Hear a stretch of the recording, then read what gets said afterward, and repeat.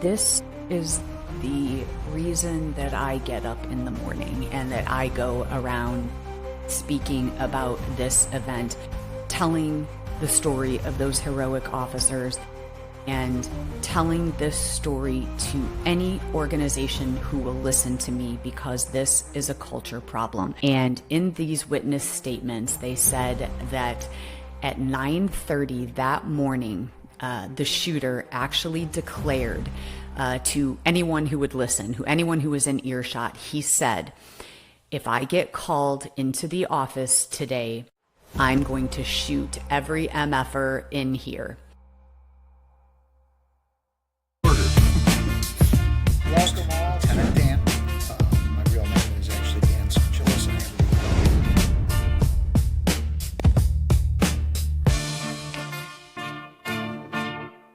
Hello all. My name is Dan Skoczylas, Lieutenant Dan. I am your host, and welcome to this episode of the Workplace Violence Mitigation Podcast. I have a very, very special guest today, someone that I've been wanting to speak to for quite a while, actually, Kristen Ziman. Kristen was the chief of police during an active shooting event in Aurora, Illinois, back in 2019. From a law enforcement perspective, the whole thing was handled very well from a organizational standpoint, but there were a number of injuries. There were lives lost during this event. So I'm really looking forward to having this conversation about that event so we can help others learn from the mistakes and the things that weren't known at that time that are now a little more obvious. Kristen, welcome to the show. Thank you so much for being here. Why don't you give us a little bit of information regarding your history, how you came up through the ranks, came to the position of being chief, and what you're doing now? Yeah, absolutely. Thank you, Lieutenant Dan. It is an honor to be here. I started law enforcement at the tender age of 18 years old. I started in my department as a lowly police cadet. And Aurora, Illinois is my hometown. All my friends went away to college, and I said, oh no, I want to stay right here and become a police officer in the city of Aurora. And I did. So I spent the first couple years as a police cadet, then became a sworn officer in 1994 at 21 years old. And then I was promoted to sergeant at about 9.5 years in. Spent time, though, in patrol as not only a patrol officer, but community policing officer. And then I spent nearly 5 years as a domestic violence detective, where I learned a whole lot during that tenure. Promoted to sergeant and spent 5.5 years as a street sergeant. And then after that, I was promoted to lieutenant. I have the distinction, which, funny, I used to shy away from, being the first female lieutenant ever to attain that rank in the history of my department. And I always felt like, "Ugh, I don't want to shine a light on that. The gender shouldn't matter. It should be about competency." And I've since changed my position on that because I realize that visibility does matter, especially to young women who are entering law enforcement. And quite frankly, it never occurred to me that I would ever move up in rank in my police department because I didn't see examples of it. And so when it happened, again, I shied away from it, but now I fully embrace that idea that firsts do matter. But then I became a commander, and then after my chief left, I put in for the role of chief of police I felt like I was ready. I felt like I had learned a lot, although you don't realize what you don't know until you get into the big chair. Yeah. But yeah, and then in 2016, I was grateful to be appointed chief by Mayor Tom Weisner, and it was a dream come true, quite frankly. Very, very interesting, very impressive. Actually, I have a tremendous respect and soft spot for women in this profession. My wife of 25 years was a federal agent, and that's how we met. So very well aware of the unique struggles for women in this profession. And I have a daughter who is 21 who was a cybersecurity major in southern Utah. And she too has a passion for this vocation, despite the fact that we've tried to dissuade her. yeah, maybe give her some other options. We'll see. Yeah. But again, a great deal of respect for all that you've done in your past. What you do a lot of public speaking now. What is how did you get into that, and what is your niche, your area of expertise? Yeah, so it is funny, public speaking was not something that I set out to do. In fact, quite frankly, I didn't even know that it was a profession in and of itself. As I mentioned, becoming the first female lieutenant and then the first female commander and then the first female chief, I was asked to speak at a lot of conferences, and I would accept that invitation and I would go on behalf of my police department in uniform. And I just thought it was such a gift to be able to share my failures and my successes with others, with conference attendees. And so speaking just sort of, I cut my teeth there. And I didn't realize it at the time, but of course, that repetition of getting up and speaking in front of people. And then, of course, as a sitting chief, you're constantly at a podium and you're constantly in front of a microphone talking about good things and talking about bad things and talking to angry community members and and then happy people different, so it just runs the gamut. And as I look back, I realize that's where the muscle memory was built. But then and then during my chief tenure prior to the shooting, I would go and speak at conferences as well. And then the Pratt shooting happened, the mass shooting, and then I switched gears and I wasn't talking about leadership as much. I was talking about preparation and prevention.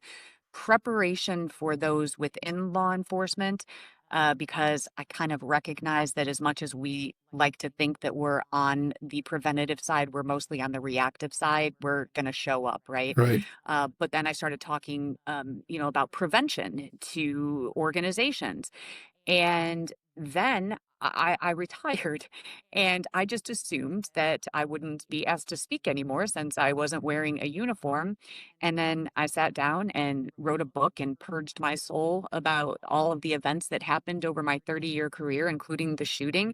And that book then caused me to be invited to more conferences to speak. And that was at the beginning of 2022, and it's still ongoing. And I never, if you would have told me that I was going to, become a professional speaker, I probably would have laughed at you. But it was so organic in the way that it happened. And so what I'm doing now is going around, it's twofold. I go and talk to organizations about risk management, where I talk about Pratt and about the lessons learned, but I like to live on the prevention side. I feel like it's an act of service telling the story of those officers and those victims on that day so that other people can learn, one, hopefully, how to prevent it and how to prepare for it. So I talk on that track, and then I also talk on leadership. And I've actually morphed outside of policing. I speak with corporations, conferences of all different types, and I talk about leadership and culture and optimizing performance with optimism and disruption. Wonderful. Awesome. Um, the title of your book, I apologize. I am embarrassed. I usually try to read the books of those that we're going to have on the show, but I have not yet, but I will be. What is the title so our listeners know as well?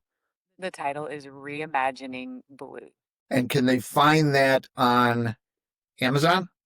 Yes, it's Awesome. on Amazon. Reimagining Blue. Excellent. I will be certain to get my hands on a copy, read that, and actually comment on it in a future episode. But for those of you that are listening today, Reimagining Blue is the title of Kristen's book, and you can find that on Amazon.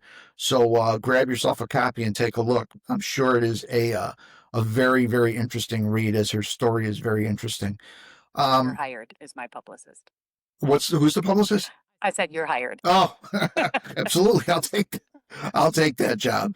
So, let's talk about Henry Pratt, because given what we do and the message that we're trying to give out, it is a great example of just about everything that we try to teach here, which is that the police are coming at some point. They are just very, very likely not going to get there in time to save you if you're stuck in one of these unfortunate situations. So, and correct me if I'm wrong, the Pratt shooting was in February of 2019, Correct. February 15th, 2019. and you were the chief at that time. I'm assuming, were you, because I know how the duties of a chief, for those of you that are not familiar with that, the agency head, especially in an agency as big as Aurora, and how many officers did you have there when you were there? 310. Okay. So the duties of that agency head far exceed simply sitting in their office and listening to officer complaints on a daily basis. Those chiefs and the rank and file directly underneath their command are all over the place. They're giving speeches in the community. They're going to visit different people. They have all kinds of different duties. So while on duty, they very likely are not in the building at the time that something like this goes on, because they've got many other duties. Where were you when you got notified that this thing was unfolding? I was in my office, Okay. and it was Friday, February 15th, 2019, and 1:24 in the afternoon. And I happened to be in my office sitting with Commander Jack Fichtel. And as Friday afternoons go, right, it was, a little slow. Not much was happening that day. Everybody's gearing towards the weekend. And Jack Fichtel and I were talking in my office about very high level police executive stuff. He was sharing with me a recipe for his lemon caper sauce that he put on his fish the night before. And I always tell that story because it is just such a juxtaposition of, just the radio is humming in the background. We're just yucking it up in the office and, just having, just friendly conversation. And then my, I looked up and I see another commander who just tore into my office and said, "Are you listening to the radio?" And we had it on, but nobody was screaming. It was calm. And I said, It's on. What's going on?" And he said, "We have an active shooter." And it was if those words hung in the air. I'm not even kidding. It felt like forever. But I know that it was only a split second because I looked at Commander Fichtel and we locked eyes as if to just kind of verify, did you just hear what I just heard? And after that, we started tripping over each other. I grabbed my radio. I, just put my gear. I grabbed my vest, and we all ran. The three of us ran together and jumped into the squad car. And, I sat in the passenger seat, and Commander Keith Cross, who would later become the chief of police in Aurora, he was at the wheel. And I just remember hanging on to the oh shit strap in the squad car. And it was just completely a blur. We got there in under 3 minutes. But as we were en route, the call came out at 1:24. Officers arrived at 1:28. And it was at that time the officer started to make entry into the building and started to determine what was happening. The shooter was at large, and we had no idea where he was. Several officers made their way into the locked building. And I say that purposely because we had trouble getting into the building because the Pratt manufacturing plant was locked tight, steel doors, and officers could not get in. So the only way that those first officers got in was because those working in the manufacturing plant ran out at the same time, so they were able to go in. And that's when the officers found the victims in the office, and thus then started, the response. I'll stop there so as not to go through it, and you can, ask some questions, but because I could go on throughout this whole thing. But what we did ultimately was myself and the two commanders. It's a funny thing that happens because we are trained police officers. We are trained to go to the gunfire, and that's what we were doing. We were headed right towards Pratt. And something clicked in me in that moment where I thought, this is not my job today. My job is to be incident command, and my job is to set up resources, and running towards the thing is not staying in my lane. And so we quickly had a conversation about, we need to set up a command post and we need to figure out, what is going on. We need to get the information. And so we did just that. And we set up a command post, and then it is absolutely organized chaos. I mean, it was, everyone was converging on the scene, not just from my department, but from the entire state of Illinois as this goes over our statewide ISPERN, Right. and everyone converges, and it is utter chaos. And so you have to manage that chaos immediately. If you let it go, it's just going to be a disaster. And so that was the first order of business, was to get set up and then to find out who needs to know and who's going in right now. At this time, I'm hearing our officers go, they're going in. I'm hearing on the radio as I'm en route, I'm hearing one officer scream over the air, "I've been shot." Another officer, "I've been shot." And yet we still couldn't pinpoint where the shooter was from inside the building, because he was shooting from the inside out. And that was a surreal experience as well, hearing this over the air and, just trying to get my mindset to a place of what needs to be done, who needs to know, and how do we manage the scene, and how do we get in there, and how do we stop this shooter now. And that is what became, how the unfolding. Yeah. Yeah. And the general public does not, there's no way, unless you've done this job, you could possibly comprehend. Like you said, you've come up through the ranks of your agency. Similar story. I was a cadet, and I with a different agency, but from a very young age, you start getting immersed in law enforcement, and it's a draw to a special type of person. Takes a special type of personality to get into that job and to stay in it for a long period of time. The problem becomes, as you go up in the ranks, it is very difficult to turn off and go and stay in your lane. The first thing you want to do is grab what you need to do and be in there. That's what you've been trained to do. That's why you took the job to begin with.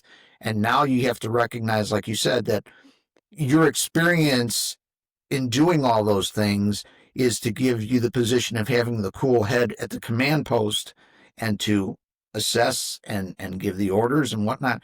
And it's a very difficult thing to turn off. Do you have any idea, from the time your officers got the call and responded? You said you had about a 3-minute response time from the time you were notified.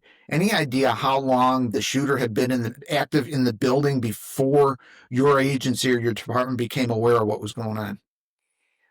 We're not exactly sure, because as you know, and sadly and tragically, the people who called the meeting were killed on that day. But here is what we know from ancillary witnesses, that the shooter, who is a 15-year veteran of the Pratt manufacturing plant, was being called into the office on that day, we believe at about 1:15 was the time that the meeting was slated to begin. And the call to us came in at 1:24. So that does track, because what we understood from a victim who was in an adjacent office, he said that the meeting was called, and basically the human resources director was the one speaking to the shooter, and he said, effective immediately, you were being terminated.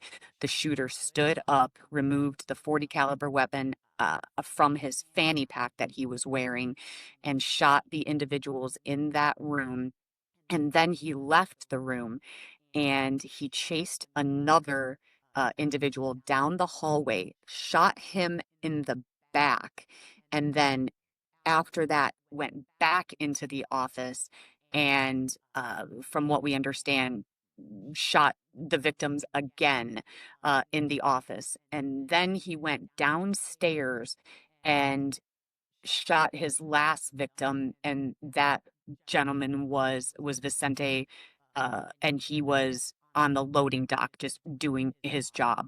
So that's your time frame between what we think is 1:15 to the call of shots fired at 1:24. So let's call that, basically just 10 minutes Right. between when someone called 911.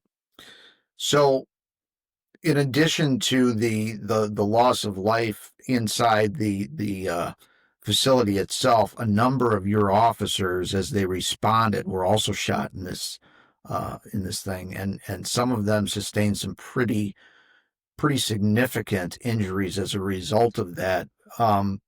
Were any of none of the officers were actually killed, right? Everybody survived the event.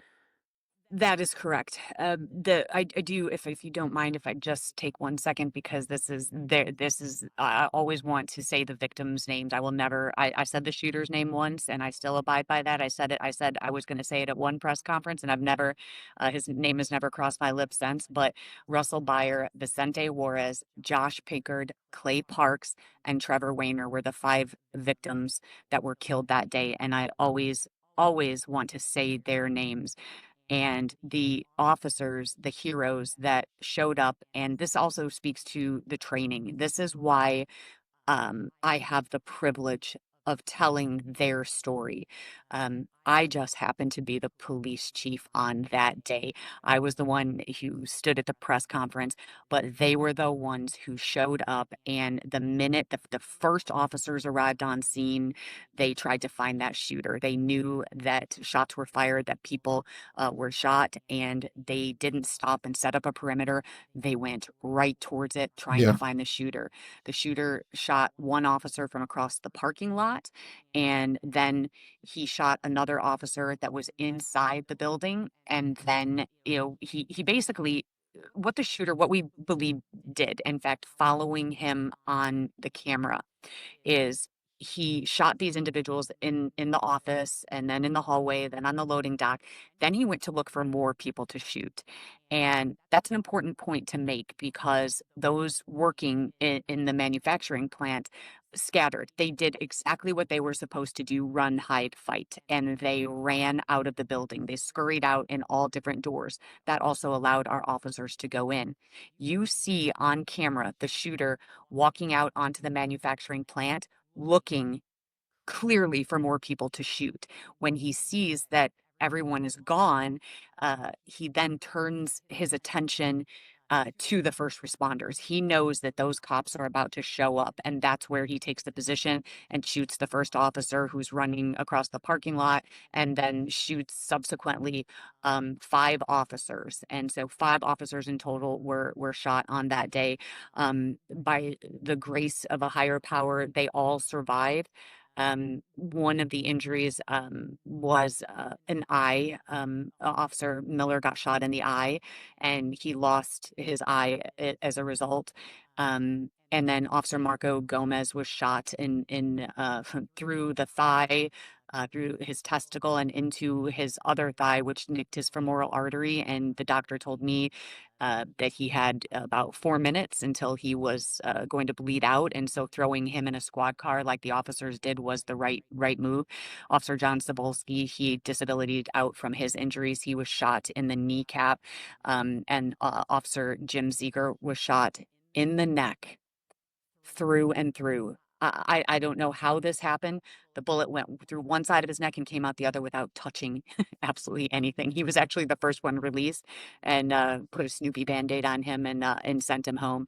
And then Ray Rivera was shot twice in the thighs, and it was his shield, by the way, that took rounds as well, and that saved him. So, and then we had a minor injury that was inconsequential, but those were the 5 officers who were shot.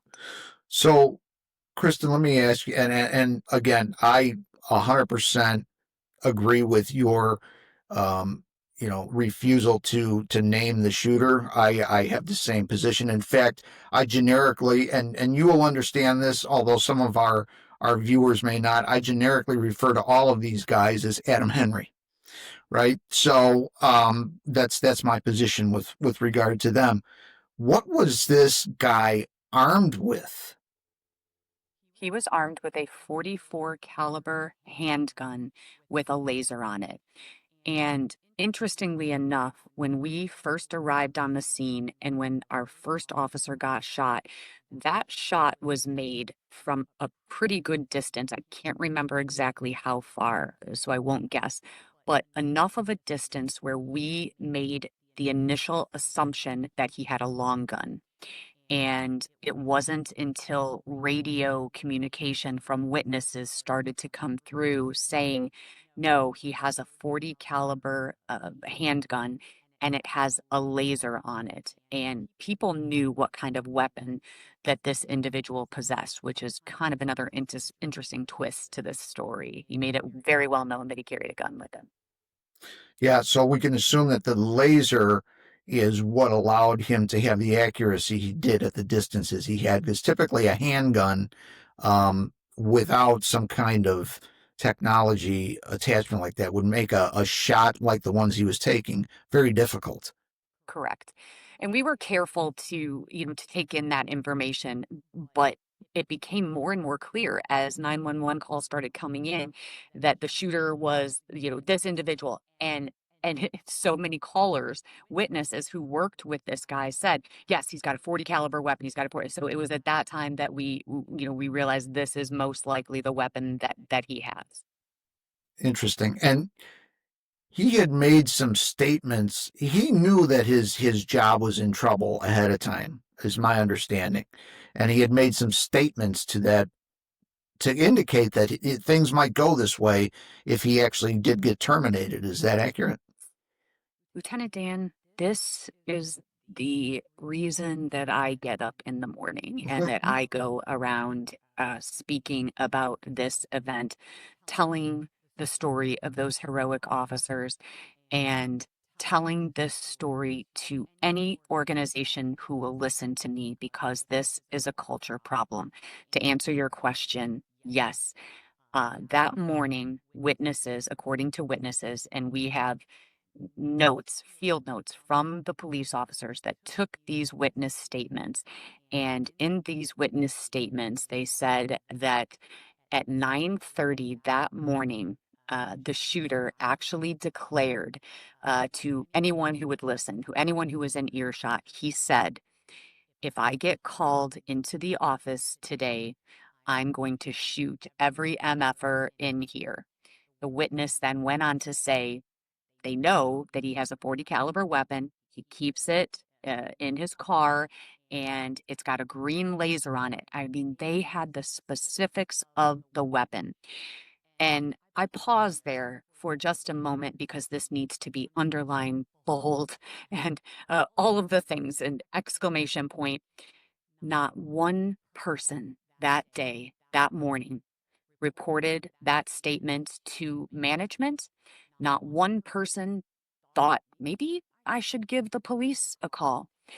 And then at 1:15, he gets called into the office and literally carries out the exact threat that he declared to everyone that morning. And that is, once again, this is a culture problem. And when I say that we are tripping over red flags, that is beyond a red flag there, that no one thought to do it. Now, I do want to unpack that for just a moment because in defense of people and the people who worked with him, remember, he'd worked there for 15 years. Here is the description of him. Yep, this guy was a hothead, angry all the time, always think the company is out to get him. There's your grievance, as we know that mass shooters often have a grievance, either real or perceived. And so in everyone's mind, this guy was just a pissed off dude that had a gun, but he'd never done anything before.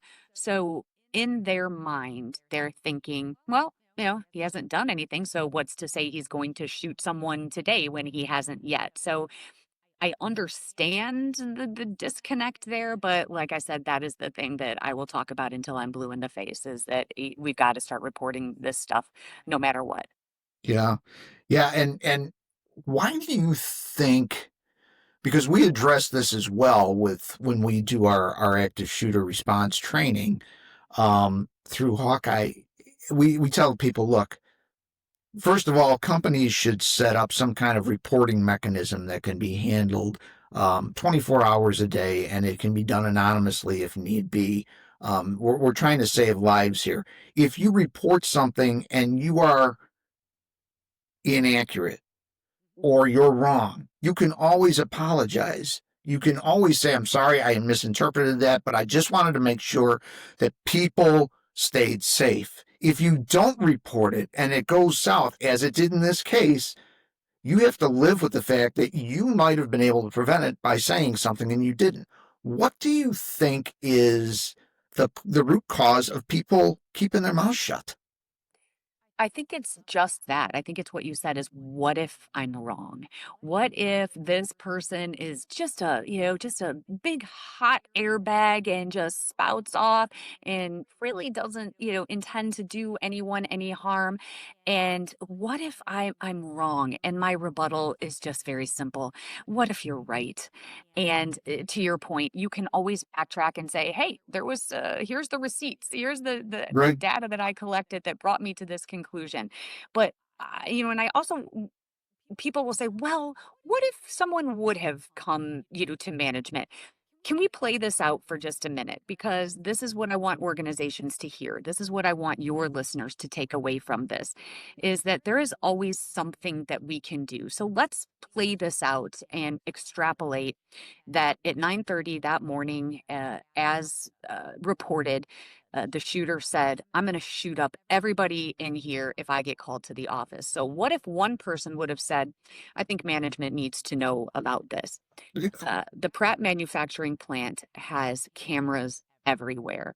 And if you are in a management position, that means, or in a, in a private entity, organization, what have you, you have the freedom and the ability to do more than law enforcement does. In other words, there is no right to privacy. There is no Fourth Amendment violation for someone working in your place of employ.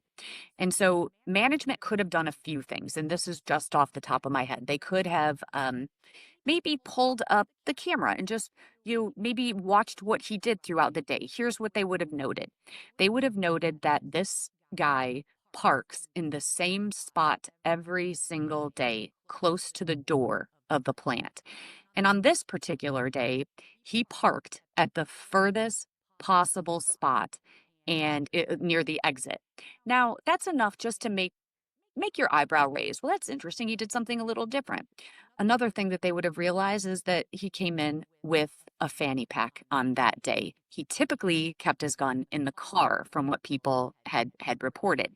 Now he's wearing a fanny pack that he doesn't usually wear on that day. And of course, inside the fanny pack was a 40 millimeter handgun along with ammunition. And so if they would have just noted, if they also would have maybe looked at any browser history, they would have also noted that he did some research on mass shootings. And so there are several things that maybe would have been cause for concern to say, if we are going to terminate this individual today, perhaps we call in law enforcement to stand by, since we have various people who have told us that, he's known to carry weapons. So there would have been some things that would have keyed you off to, this has been interesting behavior and out of the ordinary behavior on this day. Now, that's easy for me to say as I armchair quarterback, but my point is take a pause and do whatever research you can, make a few phone calls, hey, any odd behavior, and then determine, let's have somebody stand by. Or maybe, and this is for our HR individuals who are in charge of terminating people, maybe an in-person termination isn't always the thing. Maybe let him go through the day, go home, and then brick his, like no more access, have someone respond to the house, call him and say, you do not come in tomorrow. You are terminated, effective immediately, brick the computer, all of the things, I'll leave that to the HR experts, but we tend to think that we have to terminate someone in person, and let's break the rules and let's do Right. things a little different, especially when our spidey senses are tingling about Yeah. them more. Yeah, and we actually encourage that. We handle a lot of high risk termination cases for people, and our first recommendation is always, why do you feel the need to bring him into your office to do this? there's no law that mandates you do it that way. If it's your company policy, let's change it. But you're bringing the fox into the henhouse, and he generally knows what's coming. It's a bad idea. And yet they feel, well, we want to offer this guy, we're going to give him 30 days free resume writing service. A soft landing. Right. It's like any way you slice it, this is not a pleasant thing. And your first obligation is to not to the person that you're terminating, but to the people that still work there. That's your obligation. So yeah, and are you starting to see, and I recognize that both you and I are not in this profession any longer, but based on the people that you're having contact with, based on the presentations that you're doing and the speeches that you're giving, are you starting to see a turn to where they're finally waking up to what is a better way of doing these things? Absolutely. And not only that, I'm from what I have gleaned from our industry in law enforcement is that more law enforcement officers are being asked to stand by during a termination.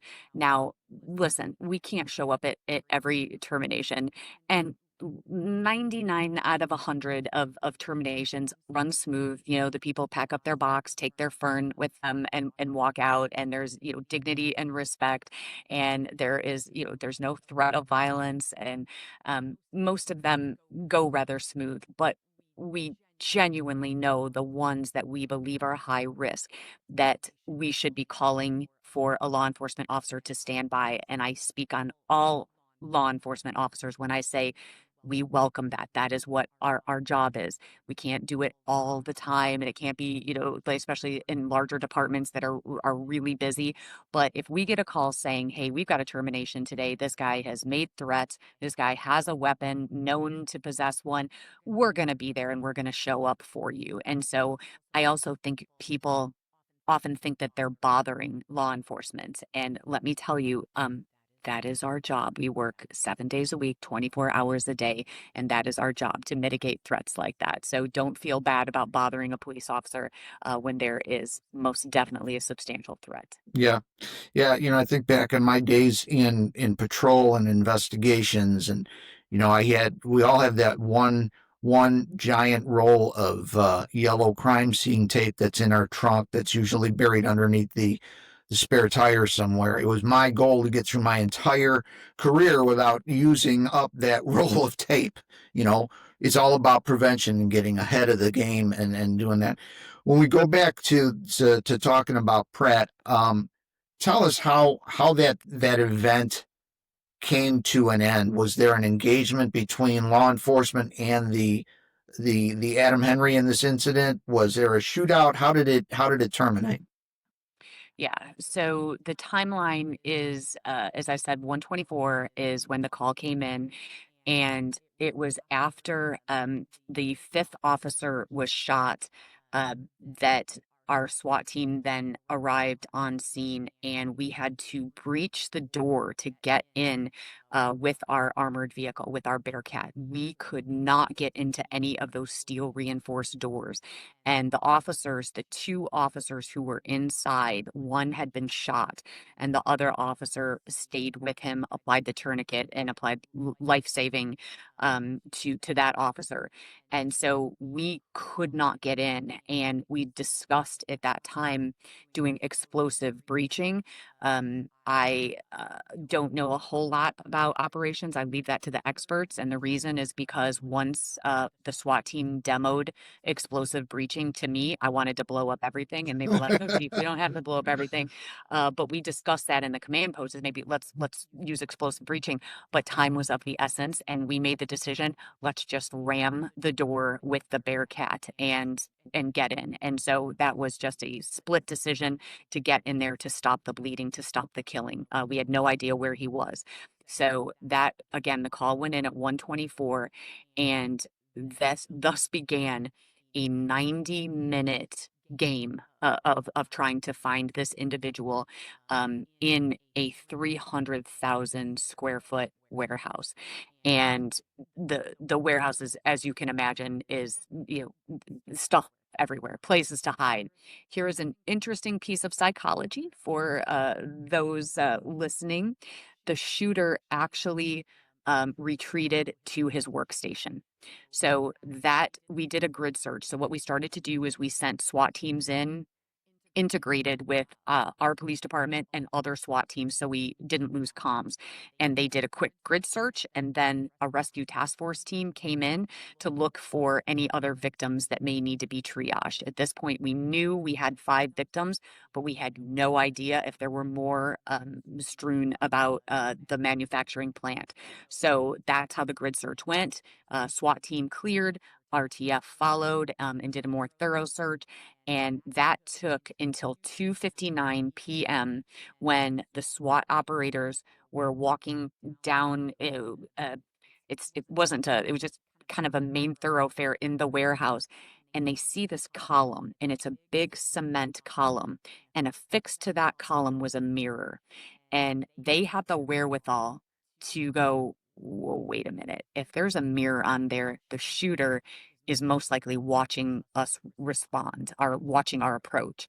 And so ultimately, what happened was they made their way towards that column, and the shooter was to the left. And he opened fire, watched them approach, opened fire on that SWAT cluster. There was another SWAT cluster that had climbed a scaffolding that was able to look down upon the shooter's workstation. And they were the ones that took the lethal shot to kill him after he opened fire on that initial SWAT. And for any would-be Adam Henrys out there or shooters, I can tell you that opening fire on a cluster of SWAT officers has a surefire one-way ending for you. That will do it. So God bless those officers and all that they did. Does Aurora have its own SWAT team, or did you get assistance from the state, or how did that work? Yes, we have our own SWAT team, but that is their ancillary job. They have their primary duties and then during a SWAT call out. And so they all responded to the police department to get into the Bearcat to arrive at the scene. And funny, after this event, um, never opt out of taking an opportunity for a crisis, right? And what ultimately happened was, because of that precious time that it takes for SWAT to have to go to the barn, to jump in the Bearcat to get to the scene, we actually outfitted our SWAT team with take-home cars with all of their equipment. So that just cuts that response time in half. And I was able to sell that to my city council to say those are precious minutes lost when people can be bleeding out. That we need to get our SWAT team there. Yeah. Yeah. And, a department the size of Aurora, and correct me if I'm wrong, next to Chicago, it's the largest department in the state, correct? Yeah, we're the second largest city in Illinois. Yeah. So, funding tends to be a little more um, easier to come by because it is such a big department. The department like that I came from was very small. We had, at full staff, we had 30 people. We had our version of SWAT, which was our high risk entry team, of which I was a member for a number of years. And like you said, it was an ancillary service. Now, the issue was that you had, during any given event, you may only have one guy on duty that's part of the high risk entry team. So now you've got these other guys that are going to be responding seemingly from home, or you're calling for other agencies in the area that have similar abilities to respond and help you. You're getting guys together that are not trained together. So it creates new issues. And I've always advocated for, a nationally accepted training for active shooters for law enforcement, standardized protocols, standardized responses. In this day and age, there is no reason why an officer from Chicago, if put into a position where he has to make entry with an officer from Los Angeles, cannot be on the same page. There's no reason for it. Yeah, absolutely agree. That continuity is absolutely necessary. It's crucial. And to your point, the thing that I'm most proud of is the training that led up to this event. Our SWAT officers trained with similarly sized police departments. And when those SWAT teams showed up, they integrated seamlessly. And so that training has to take place before the defecation hits the oscillation. You Yeah, have to train in times of peace. You have to train in times of peace. And that's exactly one of the things we did right. excellent, awesome.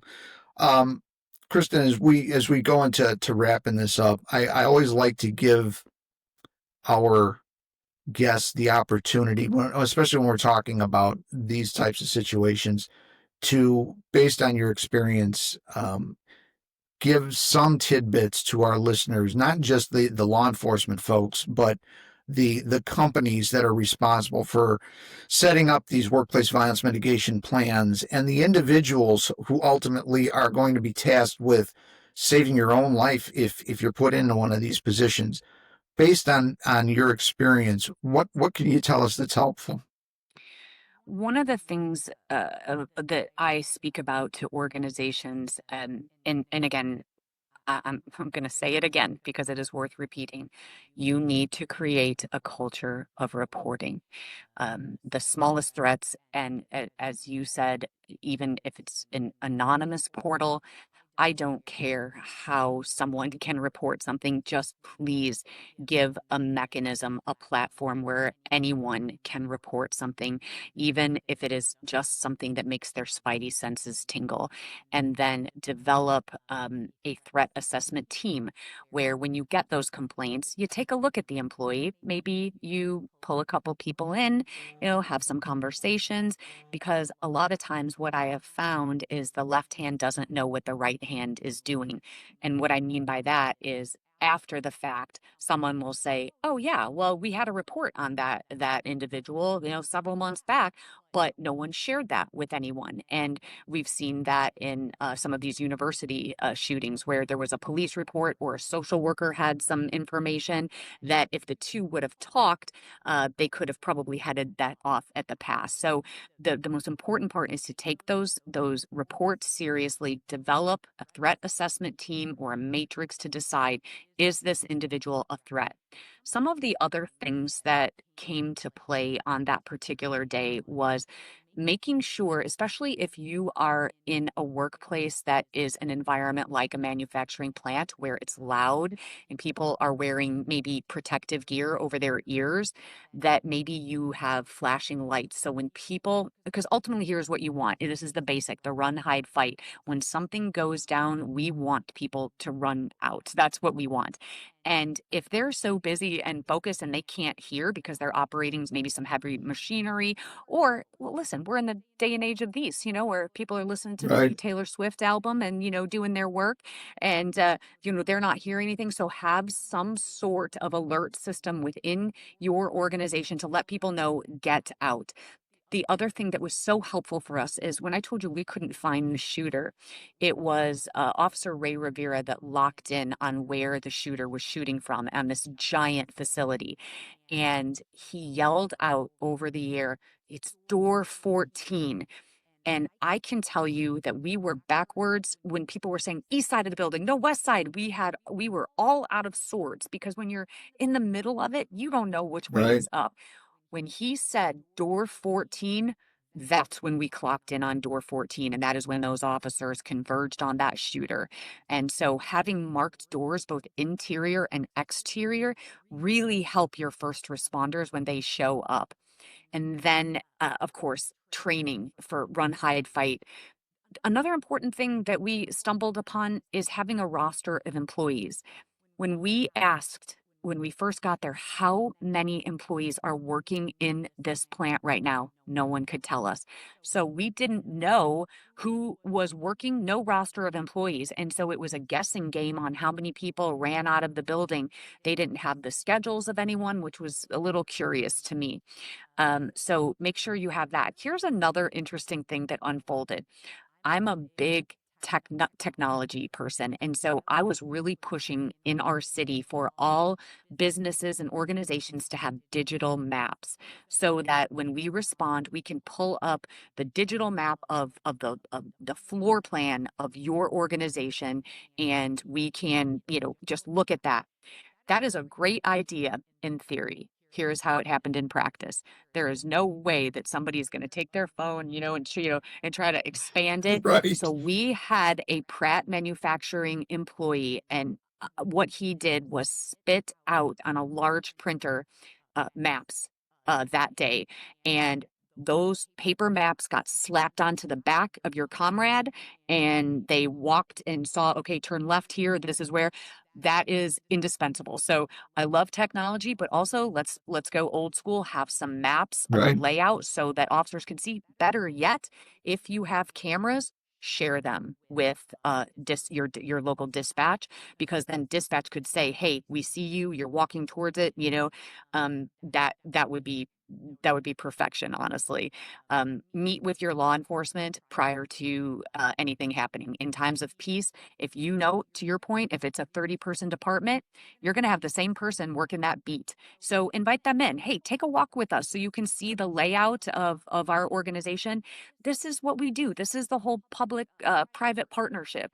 Is we love to go out and meet our business owners, and we love to walk the premises and see, okay, here's the layout. So that way, maybe, it won't be the first time. Right. The other thing imperative is have a rally point off site. We had Pratt manufacturing families of employees who are watching this on national news, who just showed up at the scene because No. they thought my loved one is working here, and there was no rally point off site. So it was actually a lieutenant, Lieutenant Jeff Winsek, that who was very much integral part of first responding on that scene. But then once the dust settled, he recognized that this was a problem, and he actually started a rallying site at a local university, so those individuals could show up there, where we would then give them information. But there was nothing like that. So have a reunification site, have an off site. So when people do flee, you have somewhere to go where you can get information. So those are things, just kind of off the top of my head. And then make sure that we're coordinating messages. This was, the problem, as well as messages were being given to families, and they didn't match the messaging that we were giving. So you have to coordinate with law enforcement and make sure that we're all on the same page. That was one of the areas of improvement. I called in a outside entity to give us an after action that was completely objective. And they said that our messaging wasn't coordinated. And that was true of the city, the police department, and Pratt. So make sure that we're all coordinating the same facts, because that misinformation gets spread very quickly. So those are just some ideas that you can take, and just make sure that you're also giving your employees first aid. Those tourniquets and life-saving ventures really do come in handy, and it's not enough just to throw someone a tourniquet and make them watch a video of here's how you apply it, Right. because I had officers tell me that their hands were shaking so badly that they had to kind of go into the rescue breathing in order to steady themselves. So it's like you really do need to Yeah. play like you practice. And so you need to sort of maybe some scenario based training where you add some stress into the environment and then ask someone. But those tourniquets save lives. They saved lives that day on one of our officers. And so make sure that your employees, just in case this ever comes to fruition in your organization, that they're able to give life-saving any kind of life-saving acts to their comrades. Yeah. All excellent points, excellent advice, and all obviously coming from 30 years of experience in actually doing this. I can't thank you enough for coming on the show and for sharing your story and your knowledge with our listeners. And I truly believe it is our mission here to save lives and livelihoods. And the only way that we are going to do that is by training these people to do some of these things for themselves. The run, hide, fight concept, actually being able to, and I have an interview coming up with a young lady that was a guest in a book that I wrote several years ago, and we'll just call her Samantha. She likes to keep her name out of it, which is fine. She's an HR individual now, but she was attacked at a party when she was in a young age and stabbed multiple times with a broken beer bottle, managed to get away from the attacker and tourniqueted herself and saved her own life because she thinks, to the best of her recollection, she saw a commercial about it on TV some point. She used a T-shirt and twisted off a bleeding artery in her arm and got a ride to the hospital. That's some MacGyver stuff right there. That's absolutely crazy cool. It is she crazy. She had the clear head, and then to be able to reference that's some cool right. stuff. I said, I know police officers that are trained in this that flip out when the time comes. And I get exactly. it, right? Exactly. And she did this with a T-shirt. So an amazing story. So people can do this. They do have the ability to save themselves. You've just got to give it a little thought ahead of time and prepare for the absolute worst. So I can't thank you enough. This is one of the best interviews that we've had on the show thus far. It was great. And for those of you that are listening, please like and share each episode. We do not advertise. We have a mission here, and that is to help you save yourself and save your company. We will continue to bring the best guests on board that we can find to share their stories and their experiences with you. But please like and share the episodes so that other people can see it as well. Thank you. I am Lieutenant Dan signing off. Going 10:42 on this one, and we will see you on the next episode.